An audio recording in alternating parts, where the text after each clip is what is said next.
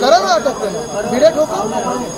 मुख्यमंत्र्यांच्या हाती दुसऱ्या दिवशी गेला नसेल हे तर लगेच कळतं. यांच्यावर कुठेही कारवाई होताना आम्हाला दिसत नाहीये. सरकार शांत बसलेलं आहे आणि मग इथून तिथून भलत्या सलत्या विषयांमध्ये लक्ष विचलित करतं. पण हिंमत असेल तर मग ते आबू आझमी असतील किंवा कोरटकर असतील किंवा सोलापूरकर असतील, करा ना अटक त्यांना, भिड्या ठोका.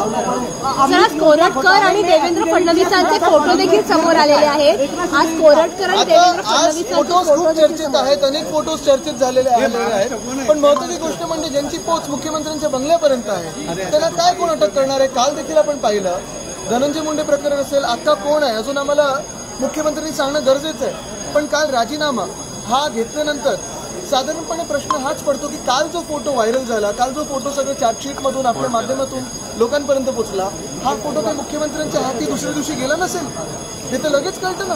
पण मग 3 महिने कशासाठी काढले, कोणासाठी काढले, कोणाला संरक्षण देत आहे आपण, कोणी हात बांधून ठेवलेत मुख्यमंत्र्यांचे, हा एक प्रश्न उपस्थित होतोच. आदित्यजी मुंडेंचा राजीनामा झाला. आदित्यजी एकनाथ शिंदे जिम्मेदार एफिडेविट दिया सुजाता सॉरी ने. देखिए बहुत सारे घोटाले एकनाथ शिंदे के हाथों सही हुए और अगर आप सही मायने से देखें तो ये सीएम ने एकनाथ शिंदे को भी बर्खास्त करना चाहिए क्योंकि उनके हाथों से MMRD का घोटाला हो, BMC में काफी सारे घोटाले हो, रोड स्कैम हो, सारे होने नहीं दिए.